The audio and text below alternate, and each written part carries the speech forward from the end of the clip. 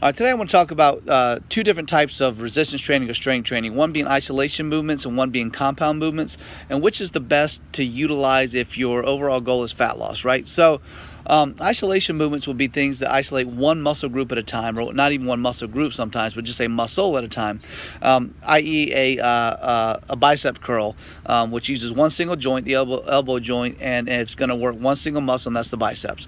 A triceps kickback would be another example. A leg extension for your quads would be an example. A hamstring curl for your hamstrings. A calf raise for your calves, things like that. Exercises like that have their place depending on what your goals are, but if your goals are fat loss, then primarily what you want to be using is what's called compound movements or multi-joint exercises, ones that are going to bring in major muscle groups, more than one major muscle group at a time when you're doing the exercise, which is going to give you a bigger bang for your buck, equal less time in the gym to get the result that you want to get out of it, which, like I said, for the purposes of this video, is fat loss. So an example of a compound multi-joint movement would be a squat, because you're going to utilize the quads, the hamstrings, the glutes, even the core for stabilization. You got the knee and the hip joint involved in the move, hence the name multi-joint. A shoulder press, where you got the shoulder joint, the elbow joint, where you're working your all heads of the deltoid, your shoulder. You're also working your triceps. A bench press would be one. A deadlift would be one. A lunge would be one. Those are compound movements that are going to exercise or work more than one muscle group at a time, usually more than one major muscle group at a time. And the benefit of that when fat loss is the goal is because you're working so many muscles, you're going to get more energy expenditure, more calorie burn, more fat burn out of it. And also, while you're recovering the next few days, while all those big major muscle groups are trying to recover, you're going to get even more added energy expenditure and fat loss from that. So if I go in the gym and I knock out squats and shoulder press, I've worked out almost every muscle in the body just from those two movements, as opposed to if I went into bicep curls and leg extensions, where I may have hit the quadriceps and the biceps and that's it.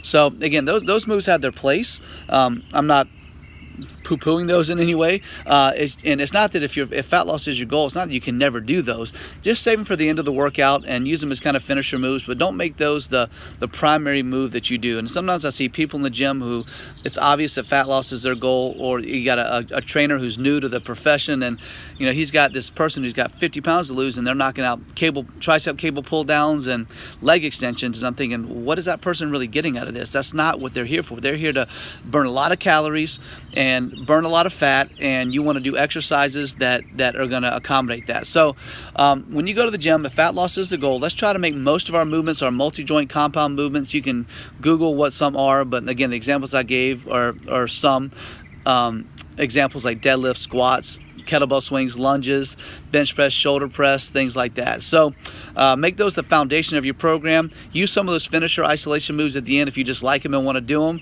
Couple that with some really strong HIIT training, a little bit of steady state cardio, and then a really solid nutrition plan. And that's really what you need to do to succeed for fat loss. I mean, that is the secret sauce formula, if you will. So when you go to the gym, let's knock out the compound movements, save the isolation for the end, and if at all, you don't have to do them at all, but if you're going to do them, save them for the end. Get some HIIT training in, some steady state cardio, and a really good nutrition plan, and you'll be on your way to success. So hope that makes some sense. If you have any questions, reach out. Don't be afraid to do so. I'm always happy to help.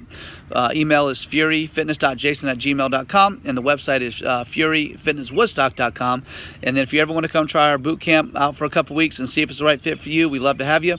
And you can go to the website and reach out via that way, or you can do it via email. So hope that makes some sense. And if you have any questions, let me know. We'll talk soon. Bye, guys.